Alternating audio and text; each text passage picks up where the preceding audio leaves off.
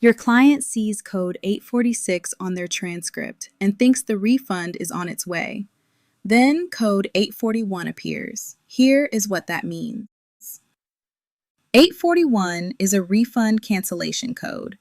It means the IRS approved the refund with 846, but then reversed it before the money reached the client.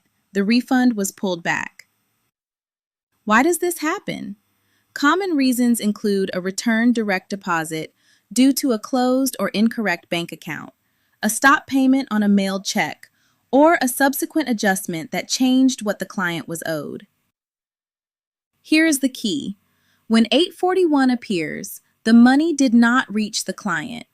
The IRS will typically reissue the refund, but it may take additional processing time. Look for a new 846 after the 841 to confirm reissuance.